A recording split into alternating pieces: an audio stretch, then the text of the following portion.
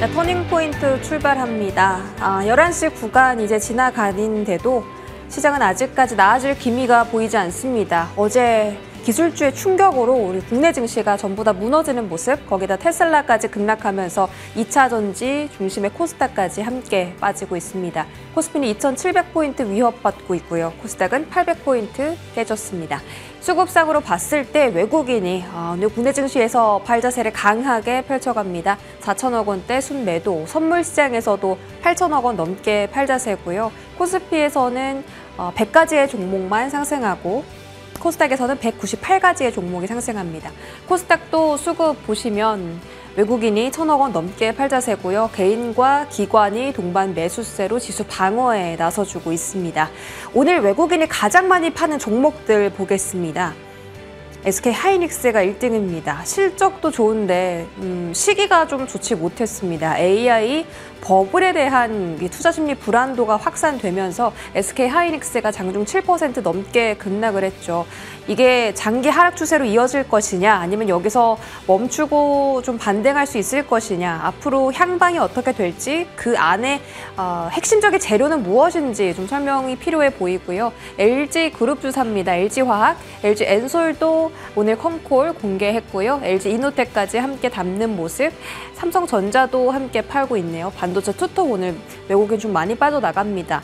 두 종목이 좀 다른 점은 하이닉스는 한 달 기준으로 봤을 때 1조 원 넘게 매도인데 삼성전자는 한 달 기준 3조 원 넘게 매수 우위라는 점입니다. 외국인 순 매수 보겠습니다. 자, 그럼 어떤 종목을 사고 있을까요? 방산주 사고 있네요. 한화 에어로스페이스, 한화 시스템. 최근 들어서 방산 섹터에 대한 주목도가 높아지고 있습니다. 실적도 좋은데 이제 미국 대선의 영향을 받아갈 수 있다라는 그런 이점들을 많이 안고 있습니다. 삼성전기나 삼성바이오로직스, 셀트리온 이렇게 CDMO 쪽으로 좀 담고 있고요. 기관순 매수도 보겠습니다. 기관도 오늘 셀트리온 담습니다. 셀트리온이 오늘 박스권을 횡보하다가 처음으로 돌파하는 그 양봉이 나왔는데 이걸 기점으로 또 바이오 시밀러 종목들이 함께 수혜를 얻어갈 수 있을지 체크해 보시면 좋겠고요. 오늘 시장이 안 좋습니다. 빠르게 체크해 보시죠. 지금 바로 출발하겠습니다.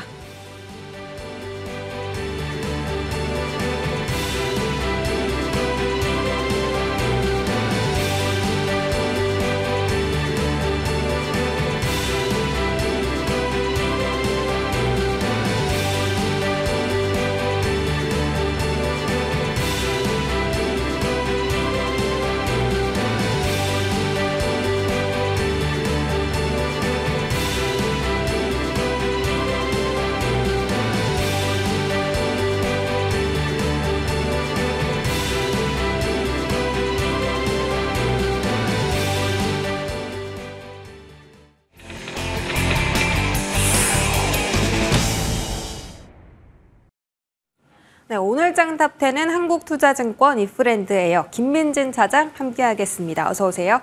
안녕하세요. 차장님을 오늘 정말 어려운 장에 좀 모시게 되어서 안타까운 마음입니다. 시장 진단이 너무나 절실한 구간이고요. 사실 AI 거품론이 좀 확산되면서 반도체가 많이 무너졌습니다. 주식시장은 심리전이잖아요. 그렇죠. 근데 이렇게 불신이 커져버리면 앞으로 반도체 포함해서 지수가 좀 장기 하락권에 들어가는 건지 궁금합니다. 어디까지 떨어질 거라고 보세요? 네, 우선 지수가 2770선, 강력한 저항대 구간이었죠. 그 가격대를 이제 약간 내리누르는 장중 흐름이 나타나면서, 그리고 이제 상승 추세선의 하단이라고 할 수 있는 지수단이 대략 한 2740단이었습니다. 그런데 오늘 이제 그 가격대를 모두 다 내리누르면서 결국은 시장의 부담감, 그리고 투자 심리 자체, 지지선이 깨졌을 때 나올 수 있는 매물 압박까지 더해지면서 지수의 하락 충격은 조금 더 더해지고 있는 상황입니다. 거기에 더해서 뭐 오늘의 하락을 예견할 수밖에 없었던 미증시의 급락이 있었죠. 네. 나스닥 기준으로 봤을 때는 2년여 만에 최대 하락폭을 좀 기록했다라는 부담감이 있었고, 그 하락의 선두주자는 결국은 필라델피아 반도체 지수의 5% 급락을 통해서 확인을 했고요. 거기에 더해서 M7 기준으로는 6.1%가 하락을 했습니다. 그만큼 어제 기준자는 시장을 끌고 갔었던 대형 주도주군들의 하락이 가팔랐었던 상황 속에서 그나마 이제 오늘 믿을 수 있었던 것이 SK하이닉스의 실적 하나였는데요. 아쉽게도 이제 예상치보다는 좋았지만은 나쁜 실적이라고 할 수는 없겠지만은 제가 이제 지난 실적 때 1분기 실적 때 이제 SK하이닉스의 앞자리가 좀 달라졌으면 좋겠다 이런 말씀을 드렸었는데 네. 2분기 같은 경우도 개인적으로는 한 6조 원 정도 나왔으면 좋겠다. 6조 이상 이렇게 생각을 했었는데 사실은 이번 분기는 쉽지 않을 거라고 판단을 했었습니다. 그 이유가 뭐냐면요. 이번 컨콜에서 밝혔듯이 사실은 재고평가 이익이 3천억밖에 잡히지 않았다는 거죠. 삼성전자의 초서프라이즈 실적 이면에는 사실 랜드의 재고평가 이익이 있었고요. SK하이닉스는 그게 좀 덜 잡힐 수밖에 없는 환경이다 보니까 결국 우리가 예상할 수 있었던 디램과 랜드의 가격 상승 범위 이상의 실적을 내기는 어려웠었던 상황이었고 거기에 더해서 방금 말씀 주셨던 AI의 투자에 대한 우려 그리고 AI로 정말 돈 벌 수 있어 라는 시장의 불확실성 이런 것들이 지금 반도체 AI 섹터의 주가 하락으로 연결된 것이 아닌가 이렇게 판단되기 때문에 주요 지지선을 깨고 내려갔을 때 정석적인 투자 방법은 비중을 줄이는 것이 정석적인 방법입니다. 그러한 측면에서 조금 보수적인 대응 전략 살펴봐야 될 것 같습니다. 비중 축소가 맞다라고 판단을 해주셨고 구글 컨콜에서 생각보다 수익이 안 난다. 투자는 많이 들어가는데 이런 것 때문에 지금 버블론이 제기가 된 건데 사실 하이닉스 컨콜 보면 뭐 공급 과잉 우려 전혀 없다고 하고 HBM3 이 12단도 내년에 8단 네. 초과할 거라고 했잖아요. 그러면 구글만 못하고 있는 거 아닌지 우리가 너무 질에 좀 겁을 먹는 건 아닌지 이런 생각도 드는데 실제 상황은 어때요? 네, 지금 말씀 주셨듯이 플랫폼 기업들과 그 플랫폼 기업들의 투자에 수혜를 받는 기업의 입장은 완전 다를 수밖에 없습니다. 물론 이런 생각을 해봐야 될 것 같아요. 지금 글로벌 기준으로 클라우드 쪽에 3위를 기록하고 있는 알파벳이라는 회사가 AI로 우리가 수익을 어떻게 해야 될지 모르겠다라고 한다면은 네. 우리가 생각할 수 있는 향후의 우려 요인은 이러한 투자가 지속되는 가운데 결국은 수익이 안 나서 그 캐펙스가 줄어드는 것 이것에 대한 걱정을 해야 됩니다. 네. 그런데 지금 엔비디아의 실적도 마찬가지였고요. 엔비디아는 아직까지 이번 분기 실적 자체는 한 달 이상 남아 있지만은 SK하이닉스 실적 발표 때도 마찬가지였지만은 결국 그들의 캐펙스 투자 여기서 얘기하는 그들은 AI와 클라우드에 대한 투자를 진행하고 있는 플랫폼 관련 기업들의 투자 그리고 이에 따른 GPU와 HBM의 수요는요 당장 올해 끝나는 것이 아닙니다. 내년 내후년까지도 그 물량을 갖기 위해서 노력을 하고 있다는 거죠. 그러한 상황 속에서 SK하이닉스의 실적이 안 좋아질 거다. AI의 투자가 급격하게 끊길 것이다. 이런 걱정을 하는 것은 제가 보기엔 기우라고 생각을 합니다. 기우다. 그렇기 때문에 사실은 지금의 주가 하락은 펀더멘탈적인 요인이라기보다는 네. 사실 여러 가지 부분들을 반영하면서 과거 SK하이닉스가 만들어냈었던 그 상단의 밸류에이션을 초과했었던 부분들의 부담감이 옅어지는 혹은 그 부담감을 경감시키는 구간이라고 좀 판단을 해야 될 것 같고요. 그 이후에 결국은 레거시 반도체의 가격 상승이라든지 아니면은 반도체 업황 자체가 크게 좋아진다고 볼 수는 없겠지만은 그래도 실적의 저점 부근 이후에 계속적으로 실적이 좋아질 수 있을 만한 3분기 같은 경우는 또 성수기다 보니까 실적이 좋아질 가능성이 매우 높거든요. 이런 것들을 고려해 본다라고 한다면은 매수 타이밍은 온다 이렇게 저는 판단을 하고 있습니다. 네, 알겠습니다. SK 하이닉스 같은 경우 오늘 너무 많이 급락을 하고 있어서 이게 심리적인 선이 깨져서 여기서 더 빠질 수 있겠다라는 생각이세요? 아니면 그래도 저가 매수의 기회다라고 보세요? 네, 사실 이게 하루하루 참 매수에 대한 타이밍을 재는 것 자체는 굉장히 어려운 일이라고 생각을 하는데요. 네.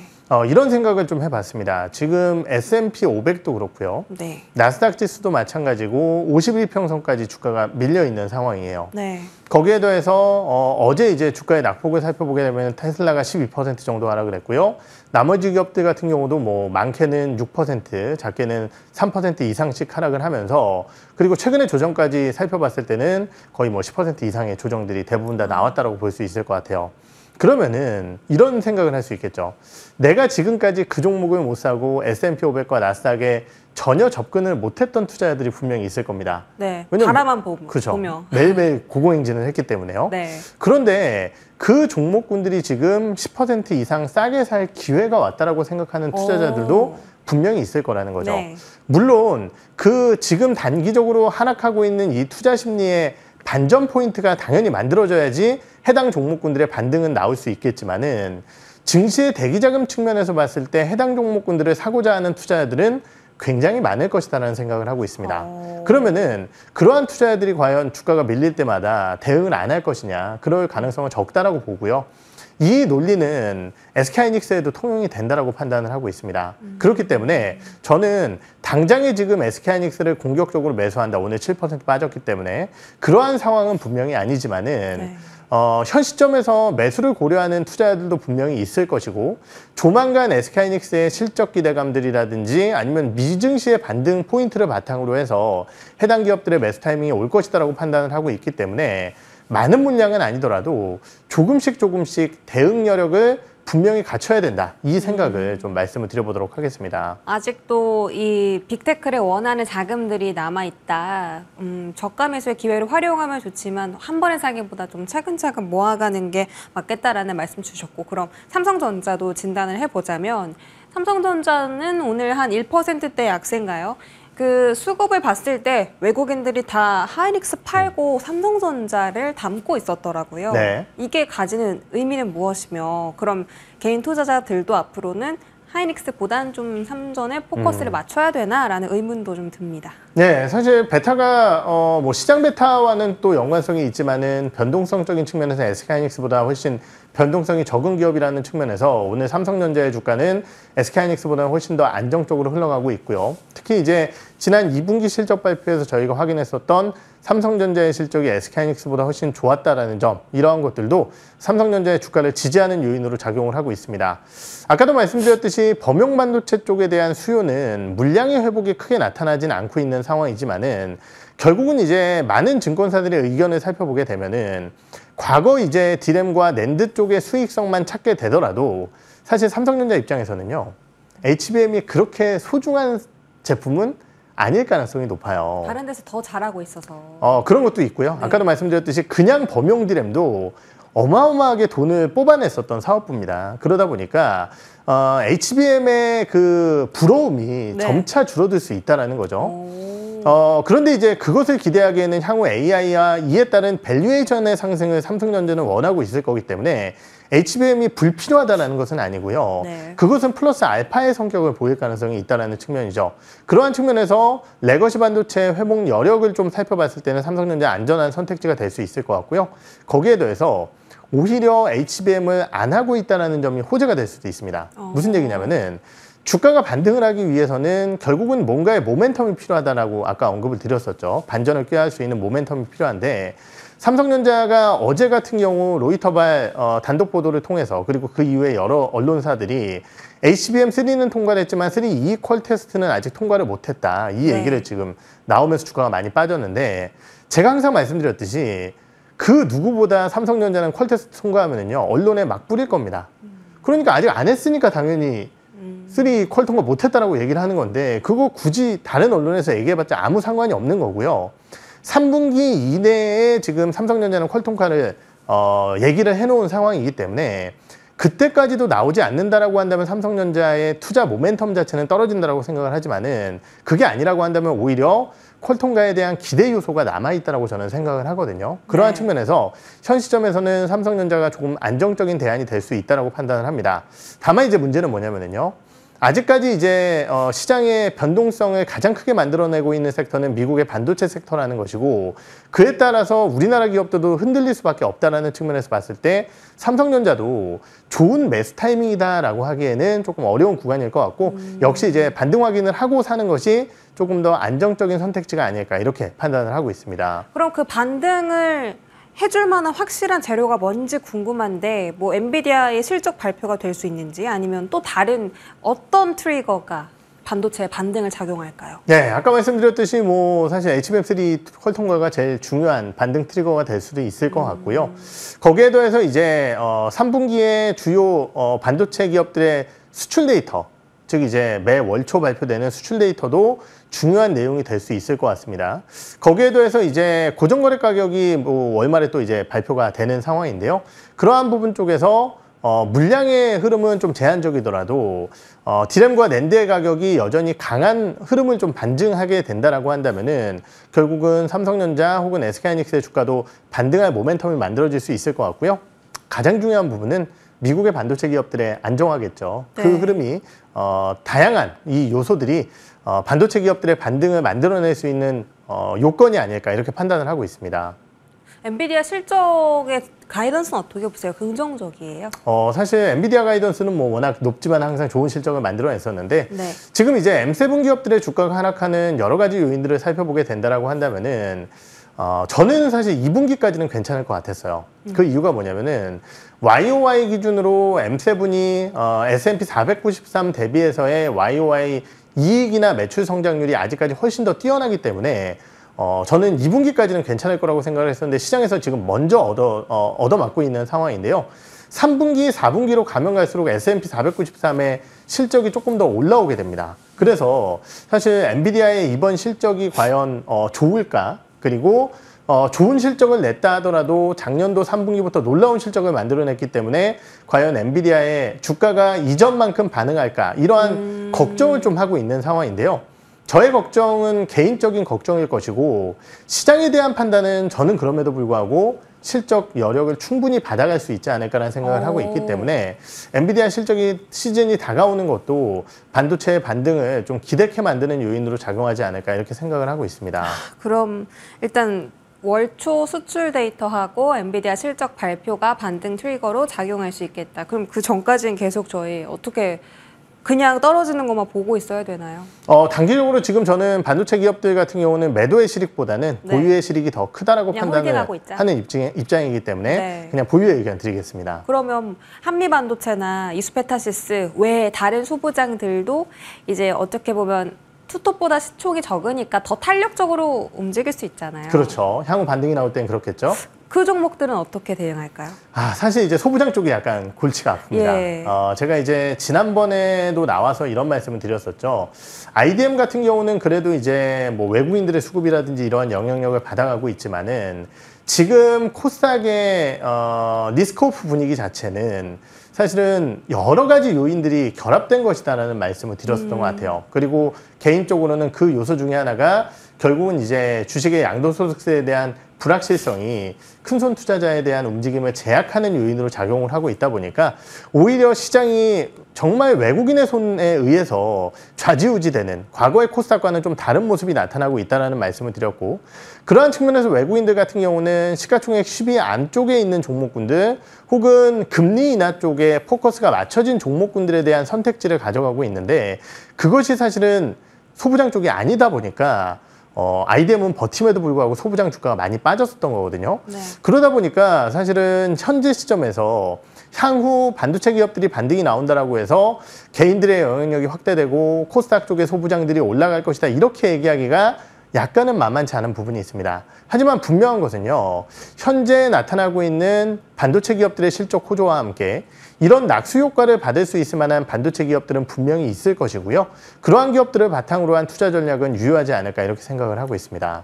예를 들면 어떤 기업이 있을까요? 네, 최근에 뭐 얘기가 많이 나오고 있는 기업 중에 하나가 하나머티리얼즈 이러한 부품 관련된 소모성 부품 관련된 기업들이 아닐까라는 판단이 되고요. 소재 관련 기업들 같은 경우는 아직까지 이제 물량의 확대가 나타나고 있지 않기 때문에 조금 제한적이고요. 내년으로 좀 넘어가게 되면은 아무래도 이제 웨이퍼의 투자가 거의 2년간 없었습니다. 네. 그러다 보니까 신규 웨이퍼 투자를 바탕으로 한 전공정 쪽의 팹 투자 관련주들, 뭐 대표적으로 원익 IPS라든지 아니면은 뭐 유니생거 같은 기업들, 이런 기업들에 대한 관심도도 조금 더 커지지 않을까 이렇게 판단을 하고 있습니다. 네, 알겠습니다. 반도체 단에 대한 투자 점검 받아봤고요. 바이오 섹터로 넘어가 보겠습니다. 오늘은 바이오시밀러 대표인 셀트리온의 시세가 강하고요. 뭐 나머지는 좀 지지부진합니다. 삼성 바이오로직스도 좋고. 일단 지금 반도체가 떨어지면서 바이오가 보통 이제 반사 수혜를 받잖아요. 같이 네. 반대로 올라가는데 오늘은 뭐 올라가는 거, 못 올라가는 거 반반인 것 같습니다. 이쪽에 대해서는 하반기에 긍정적으로 쭉 들고 가도 괜찮다라고 보세요. 사실 저는 삼성바이오로직스는 좀 부담스럽다. 왜요? 이렇게 생각을 하는 입장이고요. 네. 이유는 이제 실적이 좋았었던 요인 때문인데요. 실적이 좋았던 건 환율 요소와 다음에 바이오에피스의 이 바이오시밀러 출시와 함께 이에 따른 이제 마일스톤이 유입됐다는 것, 이 두 개 때문에 삼성바이오로직스 실적이 굉장히 좋았었거든요. 그런데 환율이 여기서 더 올라갈까? 물론 이제 삼성바이오로직스가 올해 연간 가이던스로 제시했던 하반기 환율 전망치보다는 지금 훨씬 더 높습니다. 그렇기 때문에 회사의 가이던스보다 실적은 잘 나오겠지만은 이미 애널리스트들은 이번 분기 실적을 보면서 다음 분기와 다다음 분기 환율 계산하고 실적 계산기를 두드리고 있을 거예요. 그런데 환율이 더 올라가지 못한다라고 한다면은 사실은 삼성바이오로직스의 실적은 더 좋기는 어렵다라고 판단을 합니다. 그러한 측면에서 오늘 삼성바이오로직스의 주가는 어제 주가 상승도 반영을 했지만은 좀 제한적이고 오히려 아직까지 실적 발표를 안 한 셀트리온 쪽으로 쏠리는 것이 아닌가라는 판단이 들고요. 다만 이제 이러한 상황 속에서 해당 종목군들의 반등 트리거가 혹은 상승 트리거가 될 만한 하나의 요소는 있다라고 판단을 하는데요. 그게 이제 바이오액트 법안이 아닐까라는 판단이 들고, 그렇죠. 예. 생물보안법의 입법이 올해 내로 이어질 가능성, 나타날 가능성이 있다는 판단이고, 그렇다라고 한다면은 삼성바이오로직스와 셀트리온이 또 수혜주로서 부각될 가능성이 있기 때문에 그러한 측면에서의 하나의 모멘텀은 남아있다. 저는 그렇게 생각을 하고 있습니다. 좋습니다. 생물보안법 연말 통과 가능성 아직까지는 재료가 살아있다. 하나 점검해봐야 될 종목이 알테오젠 같은데 이 종목 지금 어제 8%나 올라놓고 오늘 6% 빠지면 네. 어떡합니까? 이거 그냥 걱정 안 해도 되는 거예요? 아니면 어떻게 대응해야 되는 거예요? 네, 사실 이제 알테오젠은 뭐 저도 굉장히 좋아하는 기업이었고 예전부터 많이 말씀을 드렸지만은 이제는 그냥 보유자의 영역이라고 생각을 합니다. 제가 이제 투자의 전략적인 부분들을 말씀드리기에는 어려운 구간까지 주가가 올라오지 않았나라는 생각이 들고요. 항상 말씀드렸듯이 야, 이거 진짜 키트루다 쪽에 들어가서 이거 수수료까지 받고 마일스톤 받고 하면은 어마어마한데 라고 중장기적인 전망을 믿으시는 분들이라고 한다면야 어제 8% 올라오고 오늘 6% 빠졌으면은 1, 2% 수익 난 거 아니에요. 근데 사실 이게 또 지수가 눌려서 또 같이 눌리는 것도 있지 않을까요? 그런 부분들도 분명히 있을 것 같고요. 어차피 이제 외국인들이 코스닥에 매수세를 보일 때는 알테오젠 쪽에 집중할 가능성이 높다는 측면에서 사실은 오늘의 뭐 수급적인 부분과 주가의 하락은 크지는 않다라고 저는 판단을 하고 있습니다. 다만 주가가 많이 올라온 만큼 조정이 나올 때는 얼마든지 큰 폭의 조정이 나올 수 있기 때문에 그러한 부분들을 생각하시면서 수익이 좀 많이 나신 분들이라고 한다면은 급등 시의 일부 차익 실현 이런 쪽의 전략이 이 종목군들은 조금 더 유효하지 않을까 이렇게 판단을 하고 있습니다. 예, 빠르게 반등할 수 있겠지만 고점인 만큼 조심하자라는 의견 주셨고요. 마지막으로 방산 체크해 보겠습니다.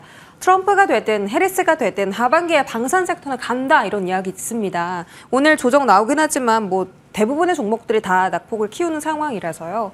이쪽에 대한 시선은 어떠실까요? 네, 사실 방산주는 또 오늘 시장에 적합하죠. 왜냐하면 대표적인 방어주다 보니까 그리고 이제 주가가 좀 많이 올라온 상황 속에서도 대표주라고 할 수 있는 하나에어로스페이스 그리고 뭐 최근에 이제 현대로템의 신고가 이런 종목군들 좀 눈에 띄는 상황인데요.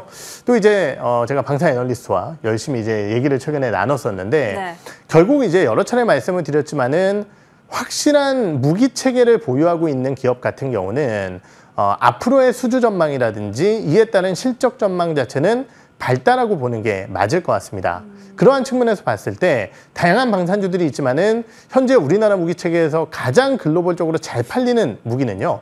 K9 자주포이고요. 그러다 보니까 하나에어로스페이스가 다른 기업들보다 주가가 더 센 것이 아닌가 이렇게 판단을 해야 될 것 같고 최근에 이제 LIG 넥스원의 무기체계 같은 경우도 다양한 국가에서 관심이 늘어나고 있는 상황이기 때문에 이 두 개의 기업을 좀 탑픽으로 보시면서 전략을 수립하시면 좋으실 것 같습니다. 근데 LIG 넥스원 생각보다 2분기 실적이 안 나올 거라고 하던데. 네. 결국은 이제 LIG 넥스원 같은 경우는 제가 보기에는 분기 실적보다는요, 수주에 대한 흐름이 더욱더 중요하다고 판단을 하고 있어요. 그러한 측면에서 최근에 이제 미국 무기 체계에 대한 진입 가능성이라든지 아니면은 뭐 중동 쪽에서 또 워낙 미사일 체계에 대한 수요가 높은 상황이기 때문에 이러한 부분들에 대한 기대감은 유효하다라고 저는 판단을 하고 있습니다. 네, 좋습니다. 오늘 시장에서 유일하게 살아남는 테마가 트럼프 트레이드, 우크라 재건주거든요. 네. 오히려 이런 시장 속에서 단기 트레이딩 관점으로 접근하는 건 어때요? 사실 실적은 이번 HD현대건설기기에 확인을 했지만은 굉장히 부진한 상황이었어요. 네.